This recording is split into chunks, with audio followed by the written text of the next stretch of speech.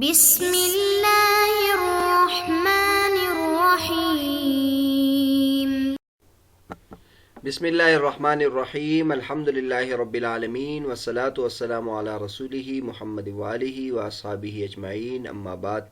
درس نمبر 72۔ آج کے سبق کا عنوان ہے مرسل خفی کی پہچان کا طریقہ اور مزید فی متصل الاسانید کی بحث۔ غیر متصل حدیث کی بحث چل رہی تھی جس کے سند میں کوئی راوی گرا ہوا ہو، اور اس کی دو قسمیں حافظ ابن حجر رحمۃ اللہ نے بیان کی تھی۔ ایک وہ جس میں انقطاع ظاہر ہو اور نظر آ رہا ہو، اور ایک وہ کہ انقطاع خفی ہو اور ہر ایک کو سمجھ میں نہیں آ رہا ہو، صرف ماہر فن اس کو تلاش کر کے بیان کر سکتا ہو۔ پھر جو خفی ہے اس کی دو قسمیں بیان کی حافظ ابن حجر رحمۃ اللہ علیہ نے، ایک مدلس اور ایک مرسل خفی۔ مدلس اس کو کہتے ہیں کہ روایت کرنے والا جس سے ارسال کر رہا ہے، جس سے تدلیس کر رہا ہے، جس سے انقطاع کر رہا ہے، وہ اس کا مشہور استاد ہے، اس سے کی لقاء ثابت ہے۔ اور مرسل خفی حافظ ابن حجر رحمۃ اللہ کے نزدیک اس کو کہتے ہیں کہ معاصر دوسرے سے ارسال کرے۔ ان دونوں کے بارے میں تفصیل سے بحث ہو چکی۔ آج کے سبق میں حافظ ابن حجر رحمۃ اللہ علیہ مرسل خفی کی پہچان کا طریقہ بتائیں گے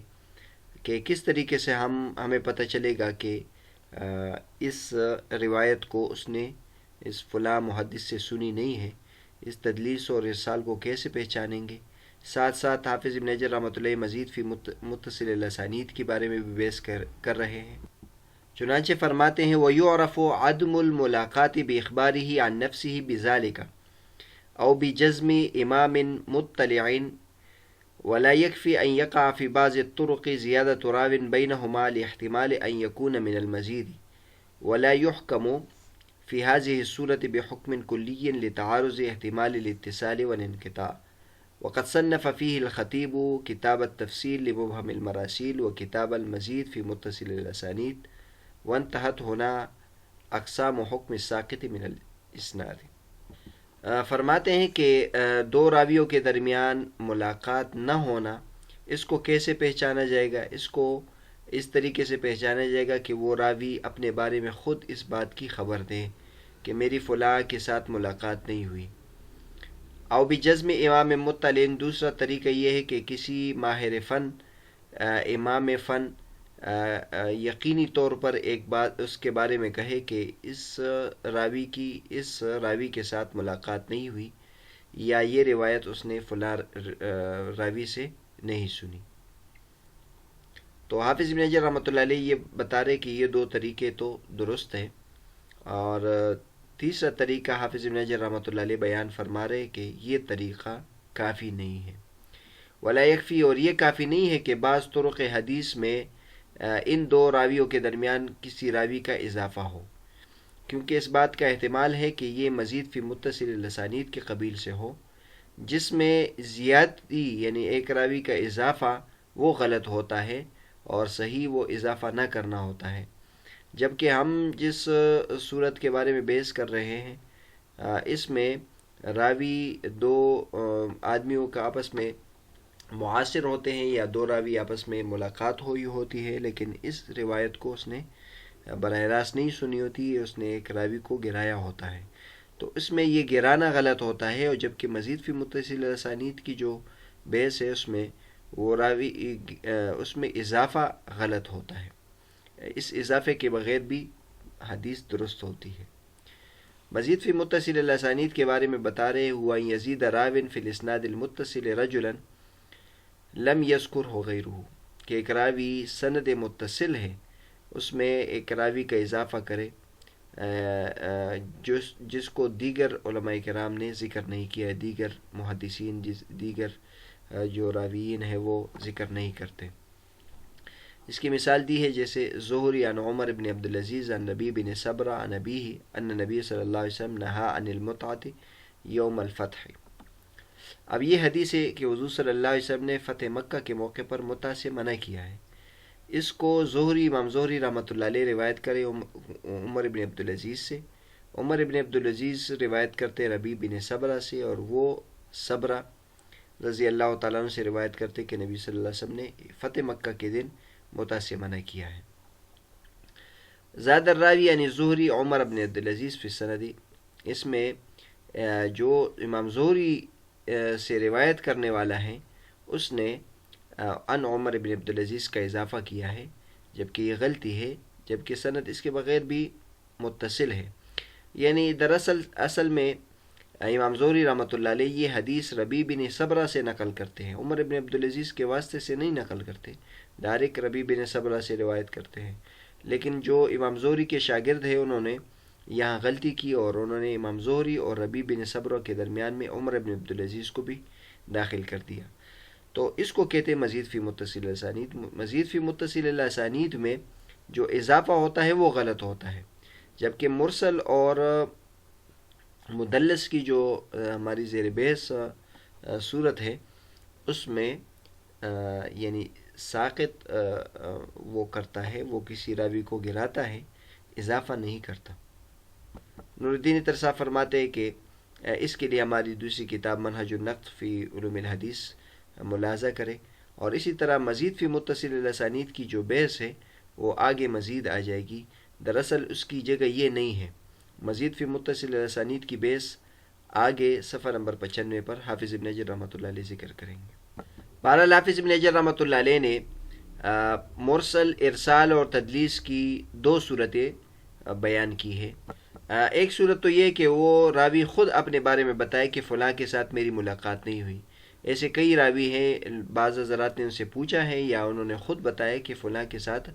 میری ملاقات ممکن تھی لیکن ملاقات نہیں ہوئی، یا وہ بتاتے ہیں کہ ملاقات ہے ان سے لیکن یہ روایت ان سے نہیں سنی ہے، اور یا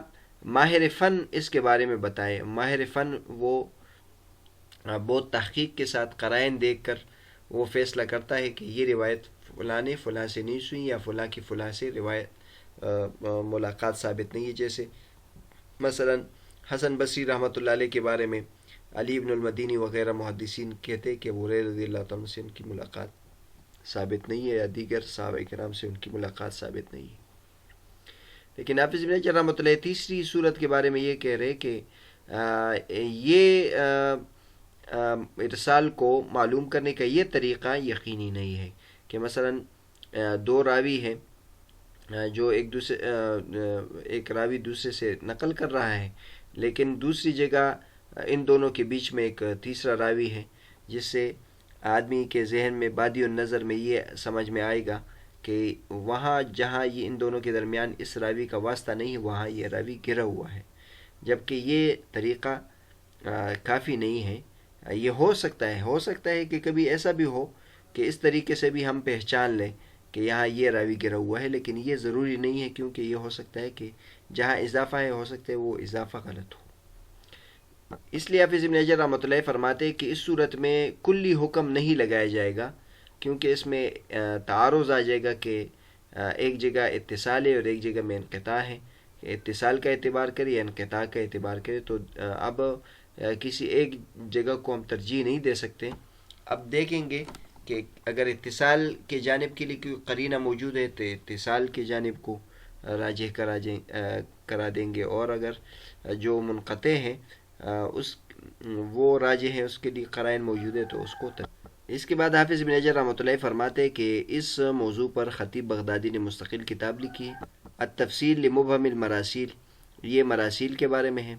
اور ایک کتاب مزید فی متصل الاسانید کے بارے میں لکھی ہے۔ یہ دونوں کتابیں ابھی تک چھپی نہیں ہیں۔ اور آگے حافظ ابن حجر فرماتے ہیں کہ یہاں جو سند میں راوی گرا ہوا ہو اس کی جتنے بھی اقسام ہیں وہ یہاں تک مکمل ہو چکی۔ پیچھے مزید فی متصل الاسانید کے بارے میں یہ بات کی تھی کہ جہاں اضافہ ہو وہ ضروری نہیں ہے کہ وہ اضافہ درست ہو، کبھی کبھی ایسا بھی ہو سکتا ہے کہ وہ اضافہ غلط ہو، لیکن بہرحال دونوں کو دیکھنا چاہیے، کبھی اضافہ درست ہوگا اور کبھی اضافہ درست نہیں ہوگا، لہٰذا یہ ہے فلیست زیادۃ مقبولۃ دائماً ولا مردودۃ دائماً،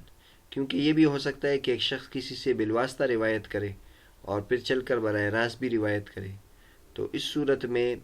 جو زیادت ہے وہ غلط نہیں ہوگا، دونوں درست ہے۔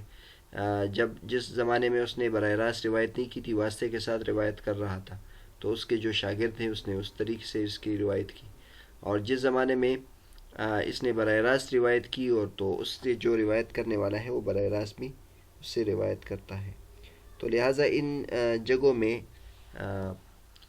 صرف ایک پہلو کی بنیاد پر فیصلہ نہیں کیا جائے گا، بلکہ غور و فکر سے اور قرائن کو دیکھ کر فیصلہ کریں گے۔ اور یہاں نیچے وہ وجوہات بیان کر دیے، طریقے بیان کیے، 4 طریقے ہیں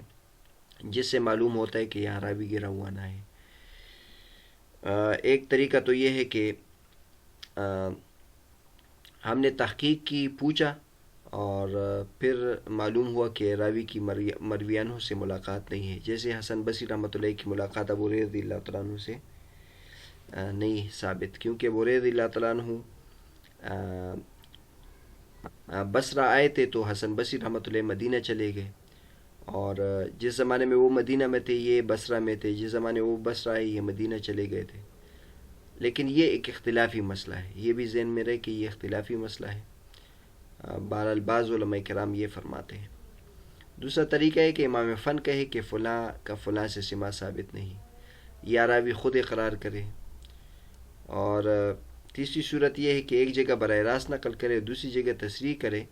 کہ فلاں نے مجھے بتایا تھا، اور چوتھی صورت یہ مزید فی متصل الاسانید ہے۔ آگے جہاں حافظ ابن حجر رحمۃ اللہ مزید فی متصل الاسانید کی بحث کر رہے ہیں تو فائدے کے لیے اس کو یہاں بھی ذکر کیا جاتا ہے۔ اب ان كانت المخالفة بزيادة راو في أثناء السند ومن لم يزدها أتقن ممن زادها فهذا هو المزيد في متصل الأسانيد۔ اگر دو راویوں میں مخالفت میں ہے، ایک راوی اضافہ کر رہا ہے اور ایک اضافہ نہیں کر رہا ہے، تو جو اضافہ نہیں کر رہا ہے وہ زیادہ پختہ ہو، زیادہ ثقہ ہو، تو اس کو مزید فی متصل الاسانید کہتے ہیں، یعنی اس میں اضافہ کو ترجیح نہیں دی جائے گی، بلکہ جو اضافہ نہیں کر رہے اس کو ترجیح دی جائے گی۔ اور فرماتے وشرط ان یقع تصریح بسماع فی موضع زیادت، اس کی شرط یہ ہے کہ جہاں اضافہ ہو رہا ہے وہاں سماع کی تصریح ہو، ورنہ اگر عن کے ساتھ نقل کرے تو پھر زیادت کو ترجیح ہوگی۔ تو اس سے بھی معلوم ہوتا ہے کہ صرف